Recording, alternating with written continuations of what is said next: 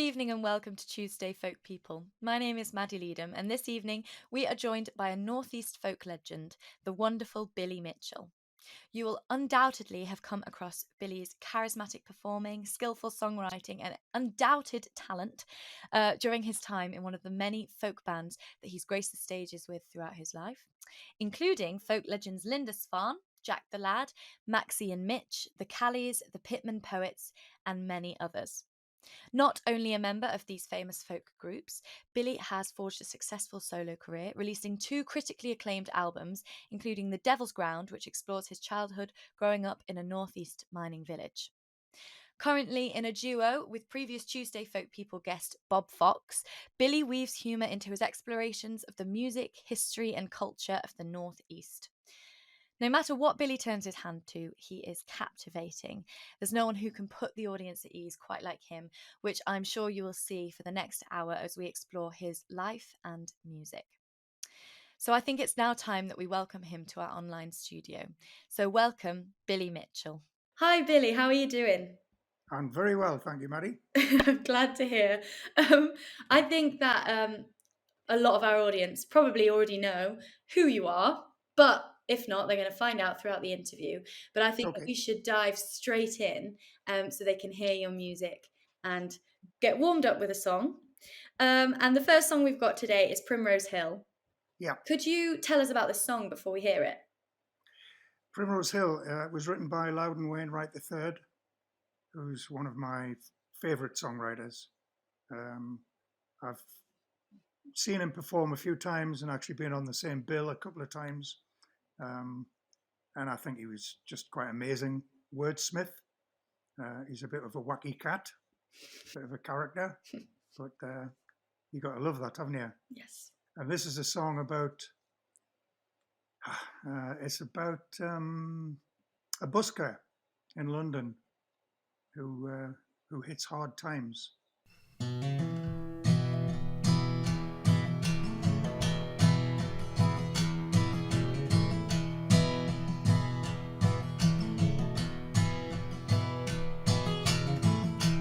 Living on the side of Primrose Hill, drinking cans of Tennent's, just can't get my fill.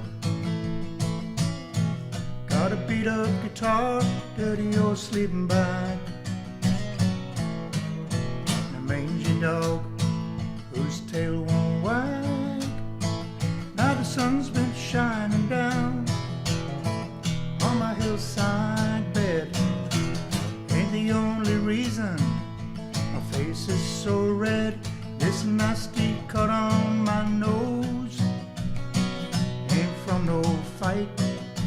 I just fell down yesterday, maybe it was last night, and I used to sing and play down in the underground. A few years back they started cracking down. Now I'm living on the side of Primrose Hill. I'm no tourist attraction, but I give them a thrill.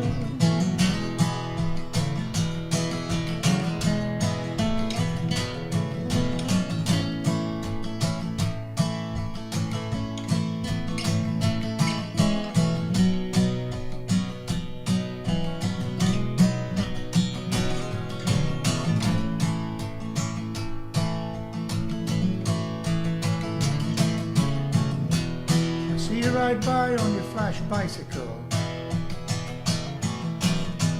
they can do you for that on Primrose Hill. A pretty young mother walks by pushing a pram. Little baby leans out just to see what I am. Now from the top of the hill there's a hell of a view. Houses of Parliament, London Zoo, those politicians, they chatter, trumpet and roar. Maybe that's what those hyenas are all laughing for. Now when you come up to London, sure is something to see. someplace to go, no place to be. There's two things keeping me from going around the bend. I got my music and this dog for a friend.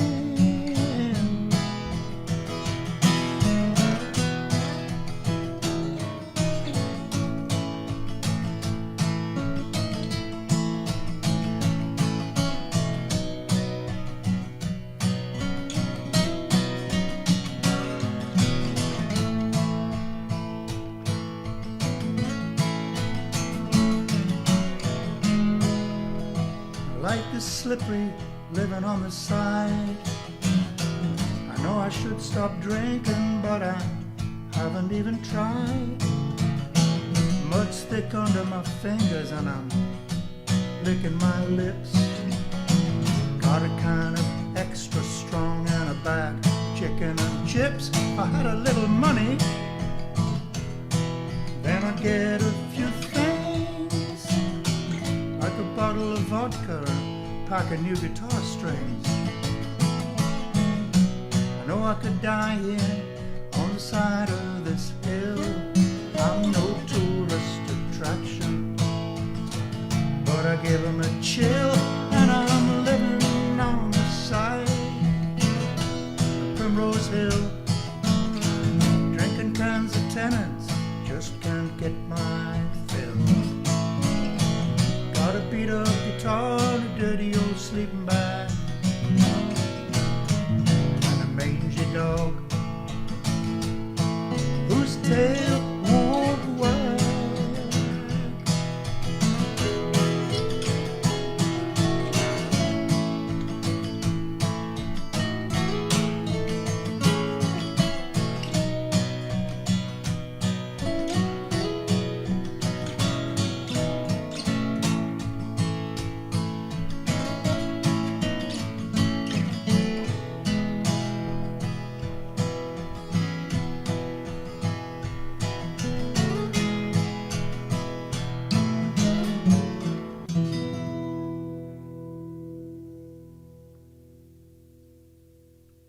So you've had quite a career.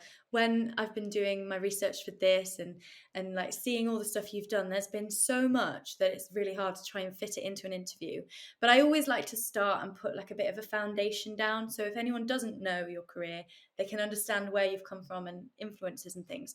So I wanted to really start with the first thing that I could see that was your introduction to folk music, really, and that was your time in the Callies. Could you tell me about the Callies? How did it form? It formed.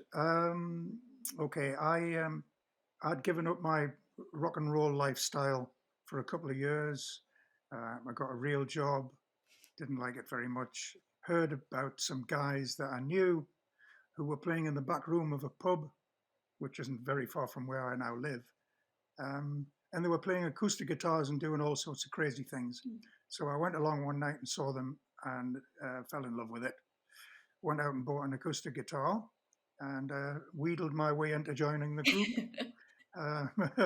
And we decided that we would do a lot of these crazy, mad Irish songs, rebel songs, and all sorts of stuff. Some Geordie songs, proper, acoustic Geordie folk songs. And I loved it all. And then we decided to have a Callie, and nobody knew how to spell it. And that's how we became the Callies.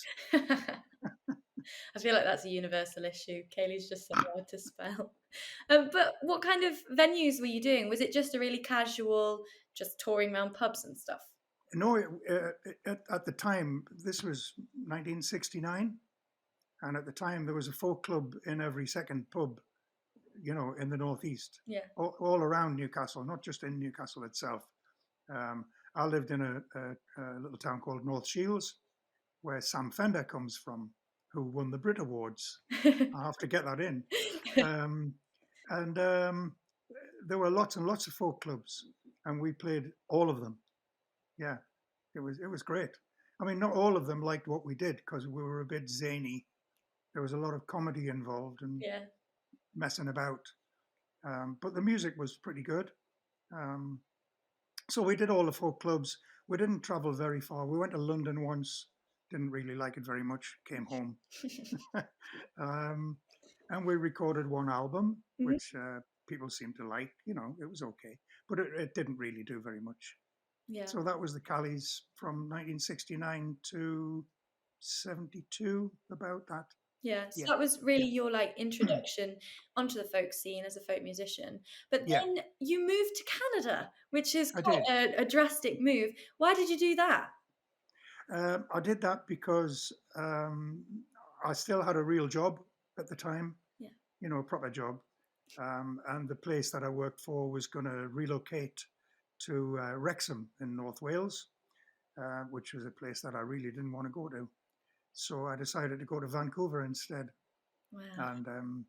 and went there and formed another sort of folky group called what were we called again?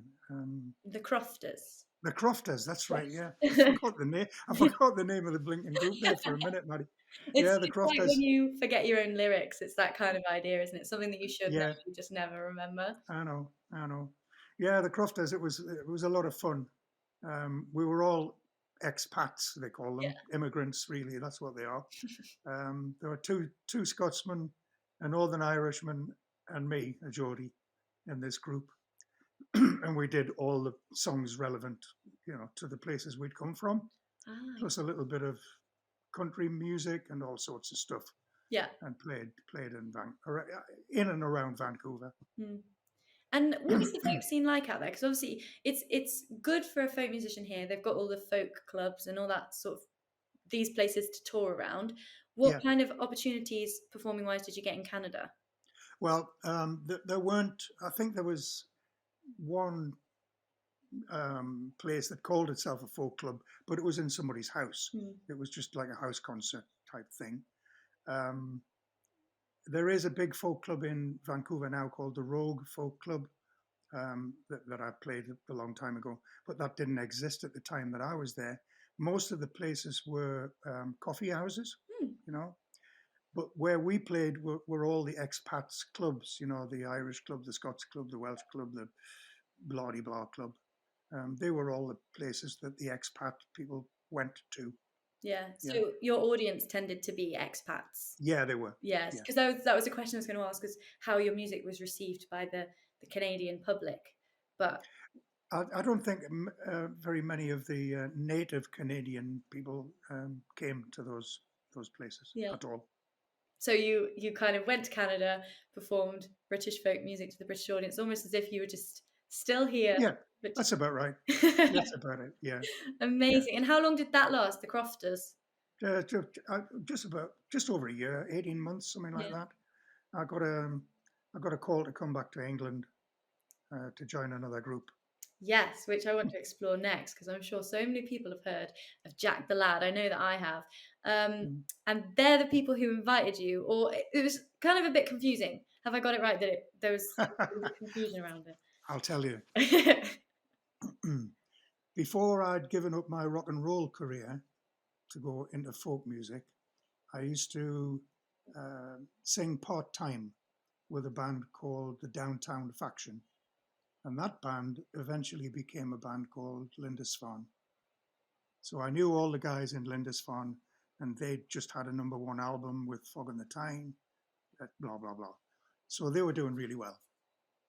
Oh, well, they were doing very well, touring the world and doing all that stuff. But things weren't all that good with inside the band, and they were going to split. The idea was that Alan Hull, who was the main songwriter, was going to leave the band as far as live performance was concerned, and they were going to ask me if I would join the band to do all the live work. Yeah. Alan would be at home still writing. He would be the main songwriter in the band, but I'd be doing all the live work. And that was the plan. So I was going to come back to England to join that band. But by the time I got back to England, Alan and Ray Jackson, who were the two main frontmen, both decided to go and leave the band and take the name with them. So they became Lindisfarne Mark II with some other Geordie players. Yeah. So the three remaining members were Ray Laidlaw was the drummer, Rod Clements was the bass player, and Simon Cow, guitar player. They wanted to form another band with me, and that band became Jack the Lad. And that was that was your first professional stint, really, as a yes, it was. Yeah, professional. Yeah. And how did that change, or how did that feel different from the Crofters and the Callies? Oh, it was totally different. It was moving into another world. Yeah. I mean, the guys they'd toured the world. They'd had a #1 album. They'd had hit singles. They'd been on Top of the Pops. You know, it was a different world. I mean, I just did what I did. Yeah. And it seemed to fit with what was going on. But I learned a thing or two pretty quickly. Yeah. You know, yeah. And so that first 4-piece band lasted about a year. And then Rod Clements decided he'd had enough of life on the road. He wanted to do something different. So Rod left, and we got 2 members from a band called Hedgehog Pie, who were a great northern band as well. So we stole the bass player and fiddle and mandolin player from that band, and they joined Jack the Lad, and we became a 5-piece. Yeah. And that is when we decided to really explore the folk music of the northeast of England. And the first album we did with that lineup was called The Old Straight Track.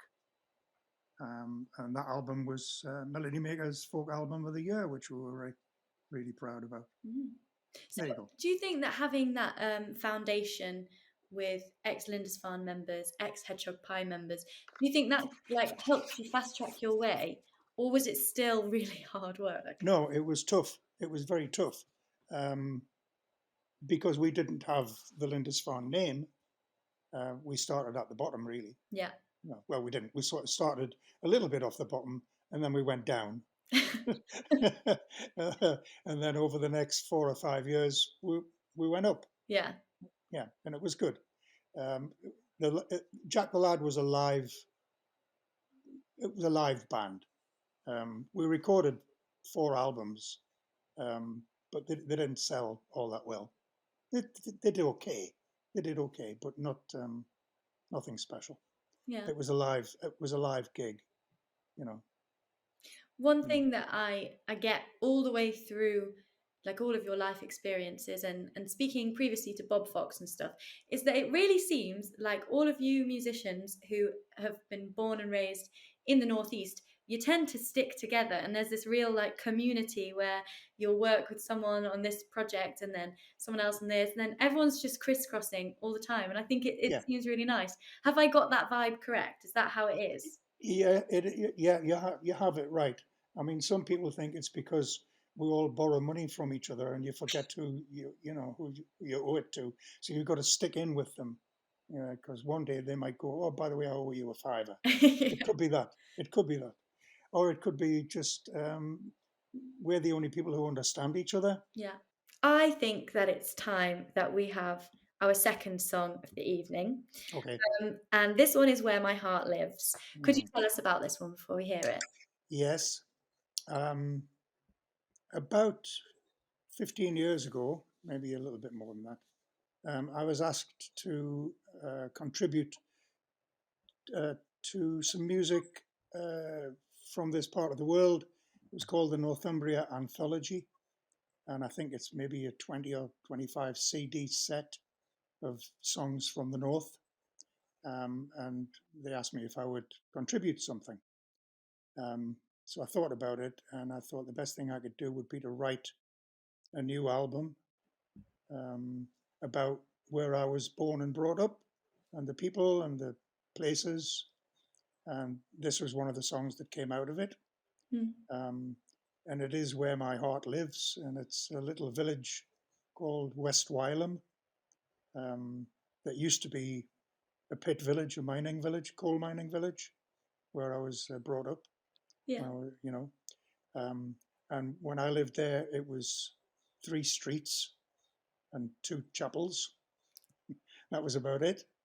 And now it's a huge community with housing estates and no coal mine, of course, because they don't exist anymore. And that's what the song is about. Where My Heart Lives is West Wylam in Northumberland.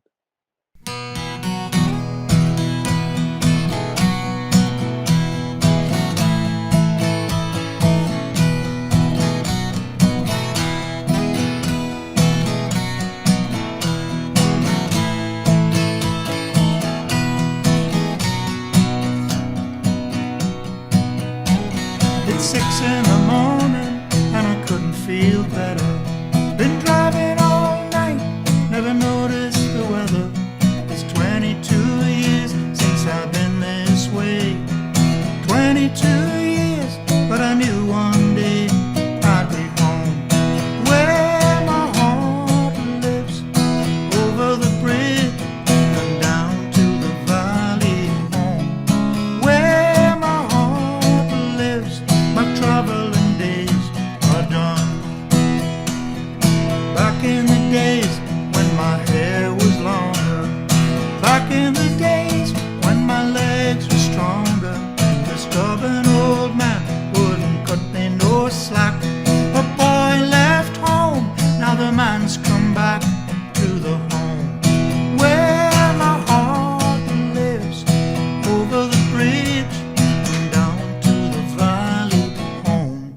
Where my heart lives, traveling days are done. And I can work like I don't need the money, love like I've never been hurt. I can dance like I dance when there's nobody watching me. I can dance like I dance when there's nobody watching me.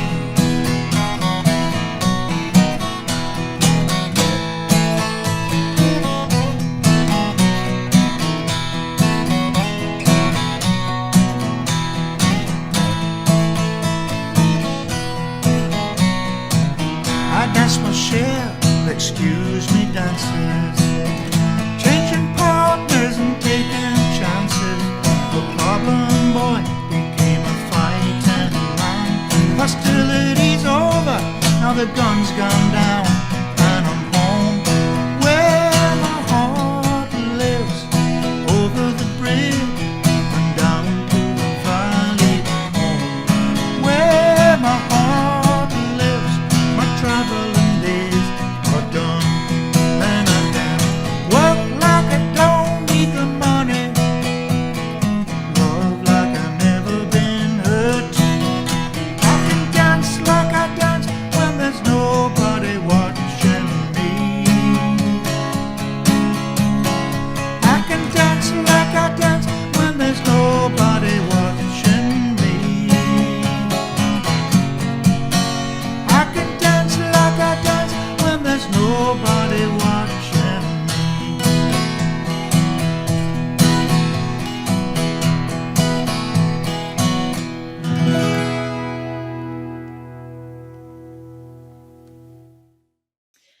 A big part of your career, Billy, is the use of comedy.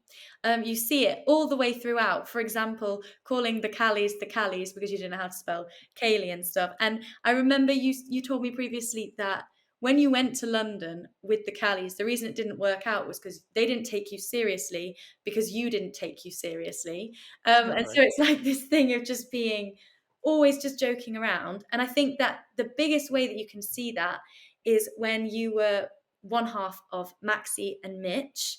Can you tell us about Maxie and Mitch? Who were you and what did you do? Maxie and Mitch were born out of a bigger band called Meat and Two Veg, which is a bit rude, but that's what we were called anyway. And it varied. Usually, the membership varied between 2 people and 7 or 8 or 9, depending on who was around at the time. We did all sorts of songs, proper folk songs, northern folk songs, silly songs, songs from the shows, anything we found interesting to play. And a lot of it was humorous. And one night, only Maxie and me turned up for a gig. So, and my nickname is Mitch. So it was Maxie and Mitch for that night. Yeah. And we did all of the stuff that we normally did with a 7 or 8 or 9 piece band. And it went down pretty well. And basically it involved me standing just in front of Maxie and me singing all the songs and him just taking the mick out of everything that I did. And we thought, well, it seems to work with just two of us. Why don't we give it a go? And that's what we did. Um, and I think we did it for nearly 20 years. Yeah. It was fun, a lot of fun. We toured the world with it. We, yeah, we went everywhere: Hong Kong, Australia, America, Canada, all through Europe. Even the Europeans thought some of it was funny. We Yeah. did all the major festivals with it, Leeds Festival, Cambridge, all that stuff. It was Yeah. great. It was But great. I was going to ask, if you toured the world, obviously your humour is British humour, and humour's not necessarily always the same everywhere. Every No, country and culture has its own humour. But was yours well received, considering it was British humour, in all these other countries? mostly. I think the only country that didn't really get it was France. Oh, We actually played. We played in Legoland, yeah, in Denmark. We played in. We were invited to go and play at the European Sales Conference yeah, in Legoland, and we went there and we played. And one of the songs we used to play was called La Belle Marguerite, um, which obviously is a French type song. So we decided to dress up with stripy jumpers and berets, and um, he had a baguette, and I had some buns because I didn't have a baguette. I just had some bread buns, and it ended up as a bun fight with the whole audience. And we did that regularly at festivals and stuff. Um, some of the audiences who knew that it might be happening would bring their own, you know, sliced loaves of mother's pride or whatever, and throw throw that at us. But anyway, in this Lego conference, the only people who didn't get it were the French, and that was probably because of La Belle Marguerite. yeah, But it was everybody else thought it was great fun. But the yeah. French, oh, well, not amused. And didn't you do like the dueling banjos, but with a Yes, we did. We did dueling banjos, um, which involved Maxi setting fire to the banjo because he was playing so fast that it went on fire. So 20 years of that sounds like a really great It experience. was a hoot. It was an absolute hoot. I Yeah, mean, we were the darlings of the folk scene for a couple of years um, because they'd never seen anything like it, really. yeah, And it was great fun, and everybody loved it. But then we sort of drifted away from the folk scene because we couldn't just keep playing the same folk clubs over and over and yeah, over again. And we sort of went into a bit of mainstream stuff, entertainment. yeah. And it was all right for a while. For a while, it was okay. Okay, yeah, And why do you think that humor is really important for your career and for music and the way you perform? Why do you do it? it's important for life for me. Um, I read a thing the other day somewhere that said, if you find something you like doing and you do it, all the time, you'll never work a day in your life. Mm. And I think that's very true. And I like doing what I do, so I never think of it as work. So I do a lot of smiling. Yeah, I think it's the best way to live is just non-stop fun and And why not? laughter and all that. Absolutely. Amazing. So that was Maxie and Mitch, and Yeah. then when that ended, that's when Lindisfarne came back onto the scene. Yep. Yeah, what happened with that? Because that was you were invited, but that wasn't the second time. Oh no, that wasn't the first time. It was the No, second it time. was the Yeah, second time. Yeah. yeah, Um, excuse me, in 1995, obviously Lindisfarne had got back together after the demise of um, Jack the Lad. yeah. Lindisfarne got back together in 1977 when Jack the Lad finished. Sorry to go backwards here. So the original band teamed up again. They let bygones be bygones, and everything was fine. And the band went on to do great things again. They had a huge hit with a song called "Run for Home," which is still played a lot on radio. Um, but in 1995, Alan Hull, who was the major songwriter, had a heart attack and died Mm. instantly. Um, great tragedy. He was only 50. He was only 50. Anyway, I was touring. I was in Belgium or Holland, somewhere, I can't remember, Belgium or Holland, with Maxi at the time, and we got the call to say Alan had died. The rest of the band obviously had to decide what they wanted to do, whether to continue, with somebody else or to fold the band, whatever. And they decided they wanted to continue, and they asked me if I would join the band again, which I did. And that was so I started with the band in 1996. That was my rebirth to Lindisfarne, if you like.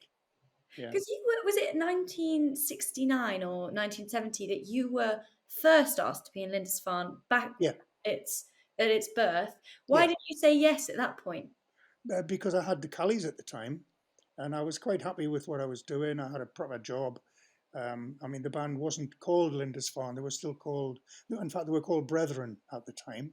They changed the name from Downtown Faction, which was the band that I used to occasionally sit in with and sing with.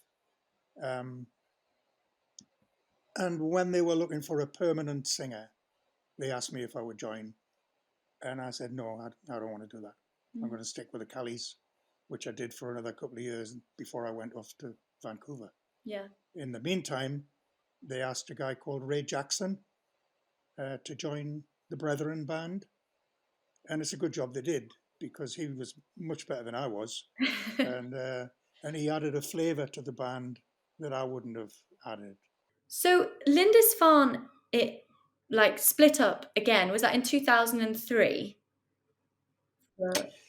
Lindisfarne came to the end, or what I thought was going to be the end of its life, in 2003. We all decided that was it. Well, two of the members definitely wanted to leave, and two of us didn't, or three of us didn't, whatever it was. Anyway, that was it. 2003 was the end of the band. Yeah. But then, isn't there something going on at the moment? The Lindisfarne Story, or the Lindisfarne Story Band. There is. Explain what that is. It's so exciting. Okay. So in 2000 when would it be? 10, maybe? 2010. I was just having a little think about all the Lindisfarne songs that I never did anymore, never sang them anymore. And I thought it'd be nice to be able to do those songs, with something. But I don't want to have a new Lindisfarne band. I don't want to start a new Lindisfarne band. So I talked to Ray, who's the drummer, Ray Laidlaw, and we've been friends since we were 15 years old, and have stayed pals all the way through. And I suggested to him that I'll just backtrack a little bit. I'd been to see Ray Davies, the Kinks, doing a one-man show where he talked about his life in music and the start of the Kinks and what it became. And he sang some of the early songs just on his own with a guitar. And he talked about the songs, and he talked about the life on the road. And I thought, I think we could do that. Ray and I could do that and sing the songs in the way that they were originally written, which was either on one guitar or on a piano, one person, just playing them. Yeah. Because that's the way we worked with Lindisfarne. Would come to a rehearsal, I'll think, right, we need a new album. Who's got songs? So you'd turn up, and if you had a song, you would play it on a guitar, on an acoustic guitar, to the rest of the band. And then they would think what they could do with it, and it would take it from there. And I thought it would be really nice to strip those songs right back to what they were and just do it with one guitar, one voice, and percussion. So that's what we decided to do. And we told the story of how the band came, how the band developed, how it came about in the first place. All the other bands that we'd been in before Lindisfarne, I was in, the bands that I was in started off, the Pleasantville Dustmen's Choir, that was one of the first ones. then the Triffids, and then the Model Ts, and then the Callies, and so on and so forth. And Ray had been in bands, the Aristocats, and all sorts of different bands. Then we thought it would be fun if people heard those stories, they might like them, about how we played in the youth clubs, and then we went into the working men's clubs and the social clubs, and played on a Sunday morning backing the strippers. We did all sorts of stuff before Lindisfarne arrived on the scene. So that's what we do with the Lindisfarne story. We just go out, the two of us, and tell the story and play the songs. And we do it with a big screen, with lots of images, with some video footage, lots of stuff. So that we did that for a couple of tours, which was fun. And then we thought we might just build it up a little bit and get some more members in, some young guys, just maybe for a few gigs, and do it as a band, as a real band. And we called it the Lindisfarne Story Band. And the first time we did it, we decided to perform all of the songs from the Fog on the Tyne album live. And we did that. And that had never been done before, not even by the original band. Oh my God. And we did that show in Newcastle, at the City Hall in Newcastle, and it was a big success. It was great, great fun. So that was what Ray and I have been doing for quite a few years.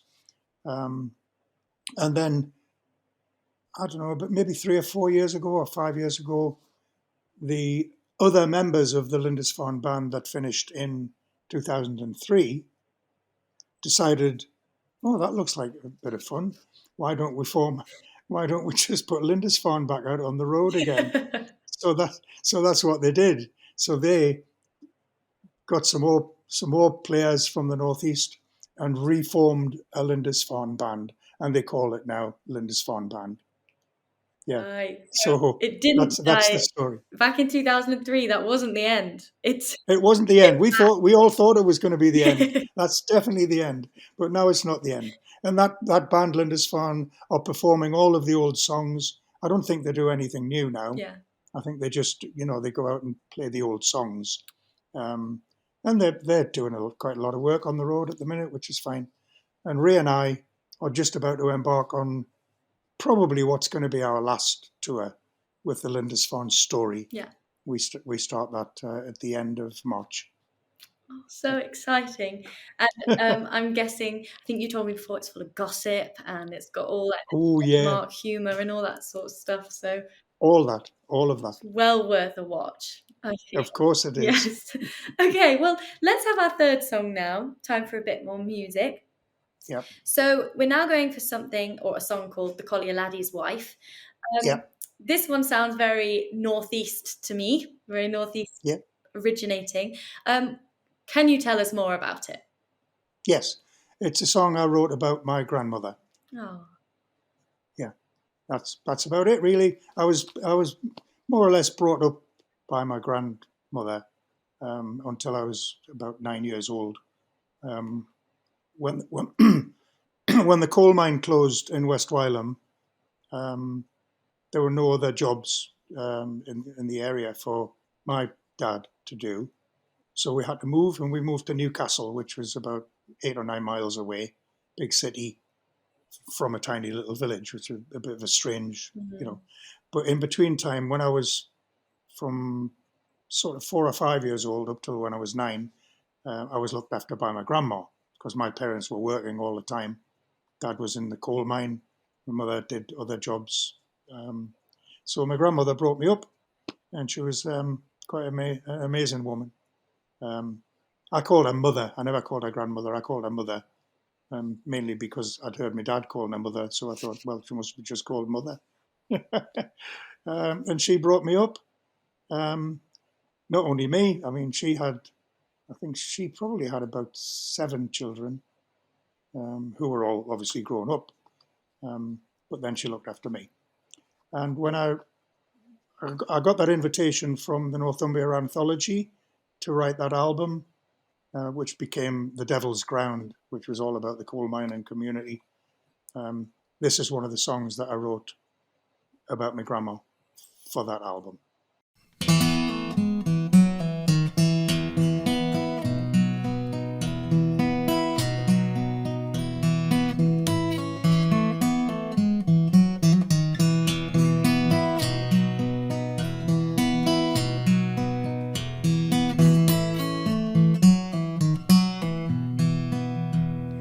Now you've heard them sing their songs of the collier laddie's life. You rarely hear a word about the collier laddie's wife. Oh, he likes to fill his boots, but he should spend a day in mine.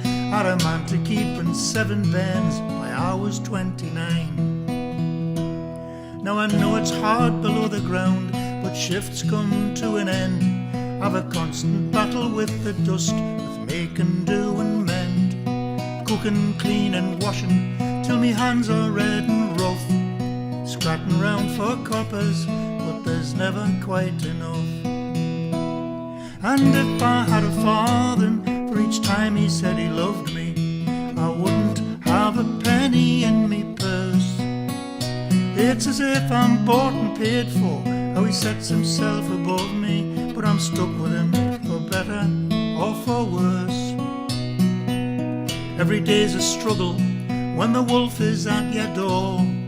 Life is all just getting by and never getting more. And if anyone would listen, every collier's lass would tell how she's trapped inside our cage while he goes down in his to hell. And if I was a linnet, I would fly away from sorrow. I'd leave behind this life so full of cares. I would say beyond the pit heaps and show me bairns tomorrow. Let them soar and tell them that it's theirs.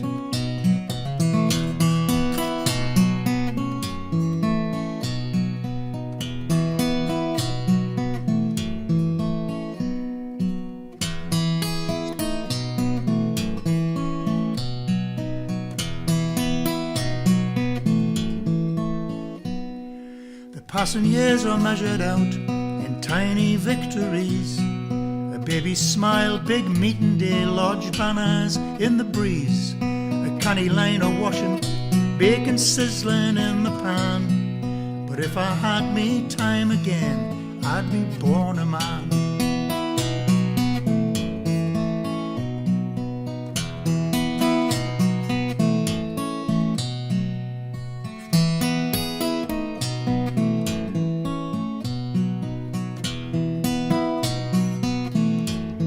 Yes, I'd be born a man.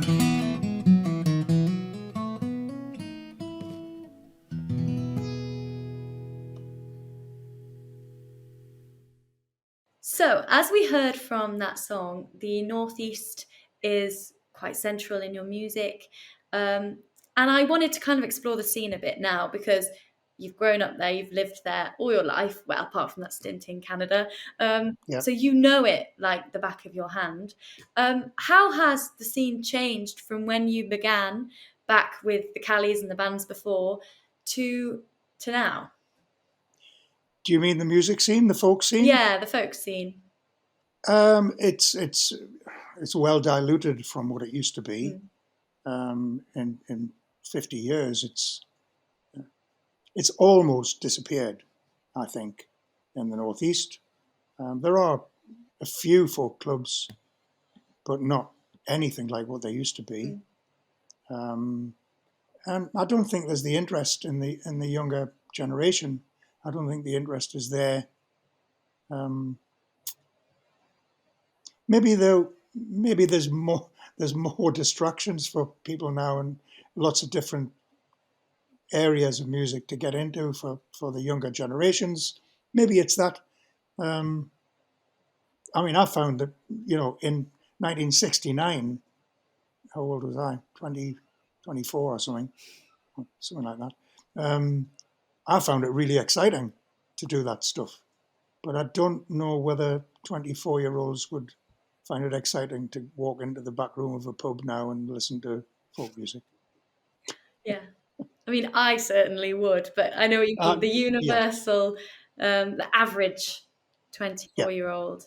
Yeah. And is that why, or when you wrote The Devil's Ground, which obviously was about your childhood and stuff, was that quite an important project for you? Because it did get to obviously revisit your childhood, but also celebrate the area that is the Northeast and that is your home. Yes, really important for me, because all the stuff I'd done between the Callies and the Devil's Ground, all those years when I was doing other kinds of music, I sort of moved away from the folk music side of my life, and this Devil's Ground brought it back, and it instigated other projects. I tour now with Bob Fox. Him and I, we've just done it. We did a tour late last year, and we'll be doing some more stuff in the next month or two. And that led on to an adventure called the Pitmen Poets with Bob and Jez Lowe and Benny Graham. We'll be touring that in October, and that's 4 old men sitting in a semicircle, singing songs and talking and generally just chewing the fat, and having a good time. And people seem to like it. Yeah. And a lot of it is based on the coal mining communities of Northumberland and Durham. That was the plan that we wanted to do. Somebody asked us, could we do it once in the King's Place in London? We went to London. The 4 of us went down in a car and decided on the way down what songs we'd sing, and we just went and did it. and they loved it, and that led on to, I don't know. I think this tour that we're doing in October is the 4th UK tour. Yeah. And it's great. It's absolutely wonderful. We love it. Yeah. And we love the songs, and we love the crack, Obviously. I mean, Yeah. all the way through. I mean, that's quite nice to hear that you did it in London and it was well received. I assume, because obviously you said that back when you were in the Callies and you weren't taken seriously, to now when you are being taken seriously and seen as like the authority on these Northeast songs and Northeast history and the mining communities, it just really shows like your journey as a musician. It's quite a nice bookend there. Absolutely. Yeah, but why do you do this as the Pitmen Poets and as Bob Fox and Billy Mitchell? Why do you sing about the Northeast songs and experiences? What are you hoping to achieve through that? Well, it's history. It's not a lecture. Yeah. It's entertainment. We think the songs are great. We think the funny songs are hilarious, and we think the poetry is magic. We love them. Jez Lowe writes some fantastic new songs about the heritage of the Northeast. And if we weren't going out singing these songs, I'd just be sitting at home looking at the fire, or doing the hoovering or something. And and these songs need to be heard, and the history needs to be not taught. It's we're not teaching people stuff, but just opening people's eyes a little bit to the history of it all. Yeah, because you don't want it to be forgotten, and especially from the perspective of the locals and your family's perspectives, you'll have a very unique perspective than what the history books might say and stuff. And so I think that's where traditional song is important, because it does say the people's view of an event, and that's often more accurate than what is written down in a history book. Absolutely. I mean, the 4 of us in the Pitmen Poets are all sons of miners. Yeah. And the 4 of us are the first of our generations not to go down the pit. Oh. None of us went down to work in a pit. We were born at the right time, if you like. Yeah. Which is another one of my songs that I thought I might put into this, but I didn't do it. We were born at the right time. Born in the 40s, as we were. We've had the best of everything, and we've seen the worst of everything. Yeah. And we see the worst of everything which is happening now. I have to say that. I never thought I would see what's happening now in my lifetime. Never. Anyway, that's a whole nother episode. Yeah, exactly. To be talked about. Yeah. I think it's amazing, and I'm definitely going to try to come and see the Pitmen Poets this year, because I think Please do. It's from where I'm from. It's not really a thing that is focused in history of the coal mines up north and all that sort of stuff. It's just because it's not in our local history, so it's not seen as important. But I think it is important because it's part of what's made the UK how it is today. All these experiences that have happened, and so I think that it is important to learn, and what better way to learn than through a show by the Pitmen Poets, where it's comedic and it's not a lecture, but you're hearing it through music. So I think that's brilliant. Now, obviously, you've got that coming up in the future. Yes. And what else have you got in store? We've talked about the Lindisfarne story band. Have you got anything else coming up that we haven't yet explored? Let me have a think now. I'm going to the dentist tomorrow. Right, I'll put that on our website. Everyone needs to know about that. Yeah, I'm actually having some teeth put in. Oh, nice. Because I lost that one, so I'm going to get that one put back in. There you are. That's my adventure for tomorrow. Apart from Lindisfarne story, a bit of Bob Fox and me, Pitmen Poets. That's about it. The rest of my life is bird watching, really. Oh, nice. That's what I do. A twitcher. Yeah, I'm not a professional. No. I live in a place where I've got a nice place out the back, which is all woodland and fields, and I can see the birds out of my bedroom window. So that's what I do a lot of the time.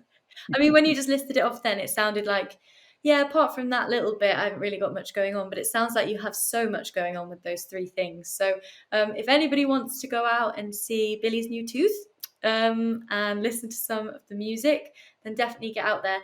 Can people find where your tours and stuff are all on your website?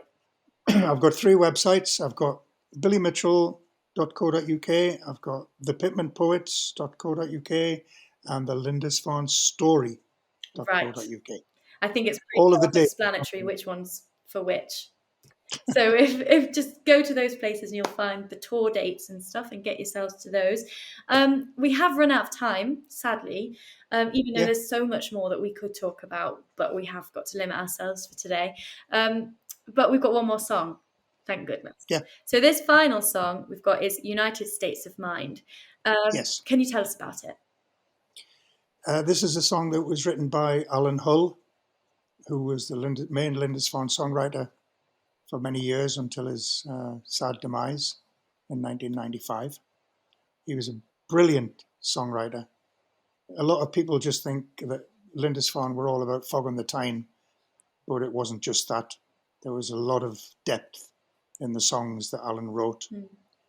He worked as a psychiatric nurse for a few years in Newcastle, and while he was there, he wrote some fantastic songs, in-depth songs,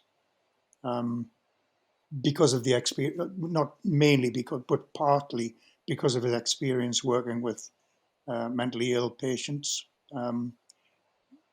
This is one of the songs he wrote at that time, United States of Mind. I think it's a beautiful piece of poetry and a lovely melody. And it reminds me of Alan every time I play it.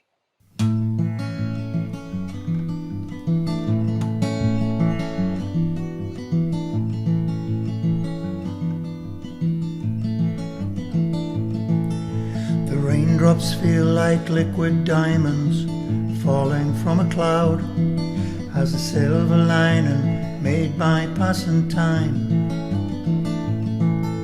I know I've not just had a smoke, I've not been struck by a lightning stroke. Let it thunder, let it whistle, let it blow like hell, I'm not really caring. And my state of mind needs no repairing.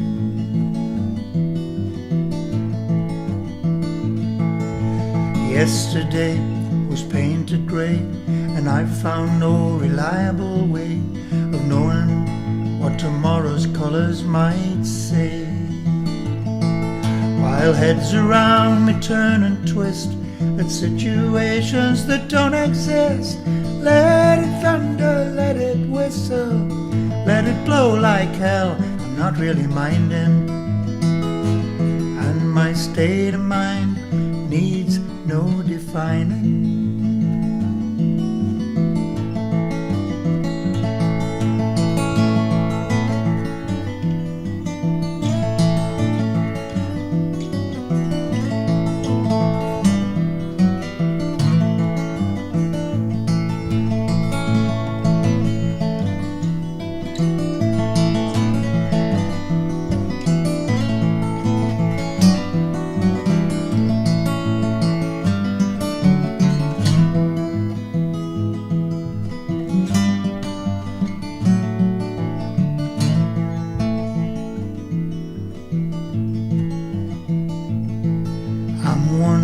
through a fairy story, lost in love, seeking glory, listening to the music children smile, while others with more complex claims protect themselves against the rain.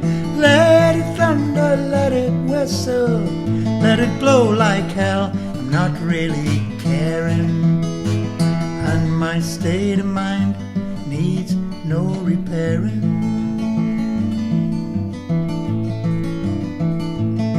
Oh, let it thunder, let it whistle, let it blow like hell, I'm not really bothered, and my state of mind has finally been discovered.